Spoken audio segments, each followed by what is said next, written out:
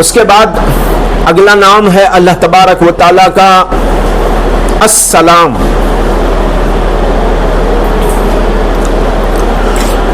اس اسم سے اللہ تعالیٰ کی صفت سلامت نکلتی ہے، جو اس کے تمام عیوب و نقائص سے سالم ہونے کی جانب اشارہ ہے.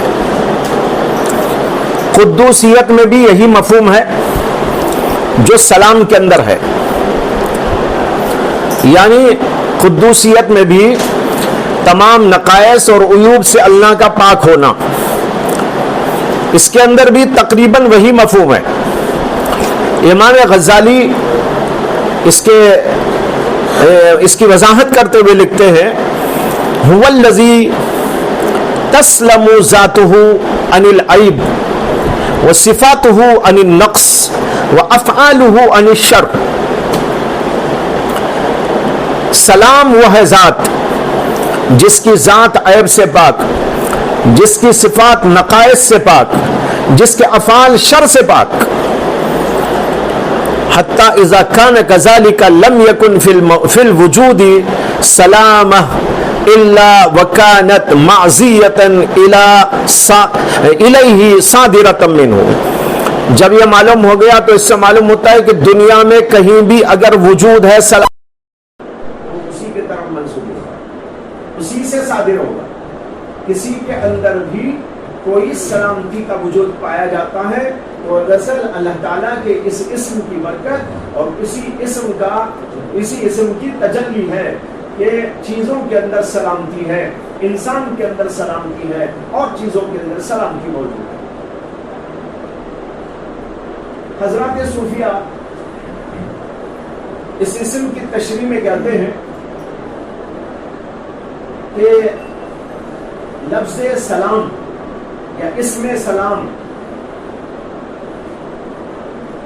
حق تعالیٰ کی اپنے تمام اسماء و صفات میں ہونے والی وہ تجلی ہے جس کی وجہ سے حقائق وجود محالک عدم سے محفوظ رہتے ہیں. غور کرو اس پر.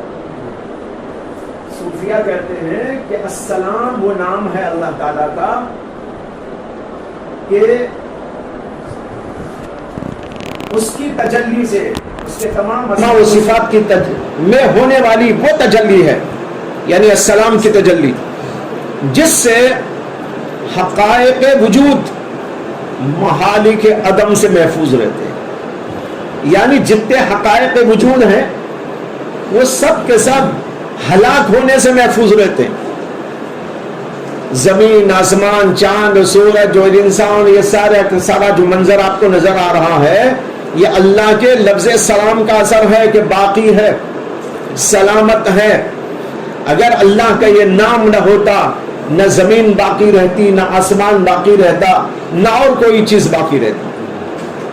تو ایک معنی سلامتی کا یہ ہے کہ اس اللہ کے نام کی وجہ سے تمام چیزوں میں سلامتی پائی جا رہی ہے، اور اس سلامتی کا اثر یہ ہے کہ تمام کے تمام حقائق موجودہ یعنی آیان ثابتہ وہ سب کے سب ہلاکت سے محفوظ ہے. اور ہلاکت کے معنی معدوم ہونا، محالی کے عدم، یعنی عدم کی ہلاکت میں پڑنے سے محفوظ ہیں، ورنہ تو سب معدوم ہو جاتے. جیسے اللہ تعالیٰ کے اسم رحمان کا اثر یہ ہوا کہ اس کے تقاضے سے سب وجود میں آیا، اور لفظ سلام کا اثر یہ ہے کہ یہ محفوظ ہے. وجود میں لانے کے لیے رحمانیت کا اثر ظاہر ہوا، اس کے بقا کے لیے لفظ سلام کا اثر ظاہر ہوا. رحمانیت نے وجود عطا کیا چیزوں کو، سلام کے لفظ نے برقرار رہنے کا فیصلہ کیا. یہ ہے اس کا مطلب صوفیہ کے اس کلام کا. صوفیہ اور ایک بات کہتے ہیں کہ اس اسم کا ایک دوسرا اثر یہ ہے کہ تمام کی تمام چیزیں ایک دوسرے میں مخلوط ہونے سے سالم رہتی ہیں. اللہ، بہت اہم بات ہے. ایک طرف زمین و آسمان اور اس کے مابین کی تمام مخلوقات کا برقرار رہنا اور محالی کے عدم سے محفوظ ہونا، اور دوسری طرف یہ ہے کہ ان میں سے ایک دوسرے میں اختلاط اور خلط ملط ہونے سے محفوظ رہنا۔ کہتے ہیں کہ اگر ایسا نہ ہوتا تو پانی آگ میں مختلط ہو جاتا، مٹی میں آگ کی تاثیر پیدا ہو جاتی، ہوا میں پتھر کی سختی آنے سے کوئی چیز مانے نہ ہوتی۔ اللہ، لفظ سلام کا یہ اثر ہے، سخت سخت ہے، نرم نرم ہے، پانی پانی ہے، آگ آگ ہے، زمین زمین ہے، آسمان آسمان ہے، اور ہر چیز اپنی جگہ پر برقرار ہے۔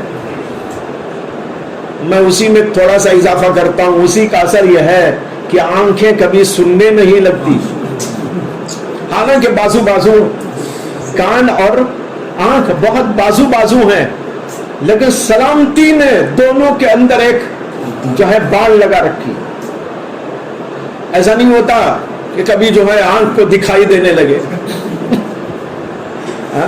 کبھی ایسا نہیں ہوتا کہ آنکھ کو سنائی دینے لگے، یا ایسا بھی نہیں ہوتا کہ زبان کبھی جو ہے ناک کا کام کرنے لگے اور ناک کبھی زبان کا کام کرنے لگے۔ ہر چیز یہ ایک مثال ہے، اس مثال سے ہم کروڑوں اربوں کھربوں چیزوں کو محسوس کر سکتے ہیں، قیاس کر سکتے ہیں۔ پانی کی بھی آگ کی مثال ایک مثال ہے، یہ میں نے جو دی ایک چھوٹی سی مثال ہے، اس مثال کو سامنے رکھ کر اپنے پورے وجود پر غور کرو۔ جب انسان کھانا کھاتا ہے، پانی کہاں جانا وہیں جاتا ہے، کھانا کہاں جانا وہیں جاتا ہے، اور پھر اس سے ہضم کی جو طاقت پیدا ہوتی ہے وہ کہاں کہاں جانا برابر وہاں جاتی ہے، اور جو قوت بڑھنی چاہیے اس ہضم کی وجہ سے وہی طاقت بڑھتی ہے۔ اس سے معلوم ہوا کہ اللہ تبارک و تعالیٰ کی یہ سلامتی کا اثر اور اللہ کے اسم سلام کا یہ اثر ہے کہ ایک طرف یہ چیزیں موجود اور برقرار ہیں تو دوسری طرف اختلاس سے محفوظ اور سالم ہیں۔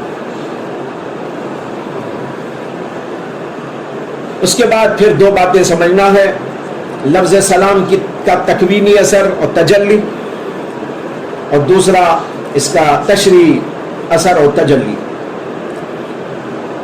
اسی سے انسان کا تکوینی تعلق ظاہر ہوتا ہے، جو ابھی اوپر عرض کیا گیا کہ اس اسم کے ظہور و تجلی کا اثر یہ ہے کہ انسان بہت سے مہالک سے محفوظ ہے، اور اس کے اندر پیدا کی گئی قابلیتوں اور صلاحیتوں میں اختلاط نہیں ہوتا۔ وہ وہی بات ہے جس کی طرف ابھی میں نے اشارہ دیا، آنکھ و ناک و کان اور مختلف صلاحیتیں وہ اپنی اپنی جگہ پر کام میں لگی ہوئی ہیں، اور ان کے اندر کسی قسم کا کبھی اختلاط نہیں پیدا ہوتا۔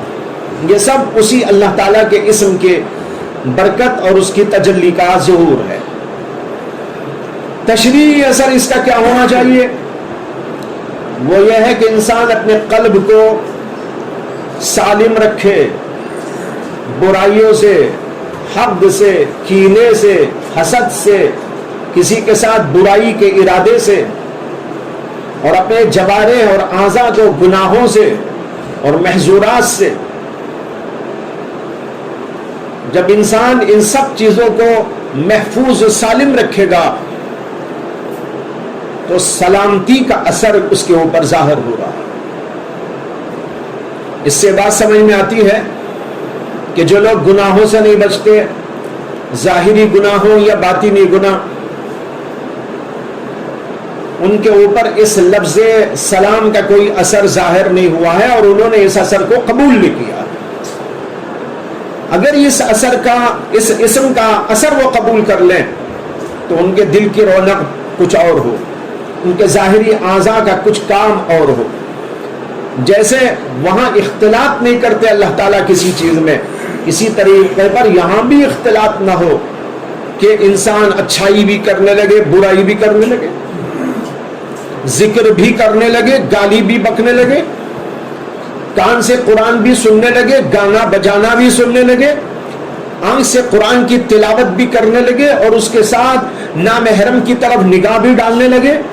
ہاتھ اور پیر سے اچھے کاموں کے ساتھ برے کاموں کا اختلاط کرنے لگے، معلوم ہوا کہ سلامتی کا اثر اس کے اوپر ظاہر نہیں ہوا ہے۔ یہ ہمارے اوپر تشریعاً فرض تھا کہ ہم اپنے ظاہر کو اور اپنے باطن کو اللہ تعالیٰ کے اس اسم کی تجلی سے معمور کرتے ہوئے اپنے آپ کو یوں پاک و صاف بنائیں اور ہر عضو کو اسی کام میں لگائیں جس کام کے لیے اللہ نے اس کو بنایا۔ یہ اس کا تشریعی اثر ہے۔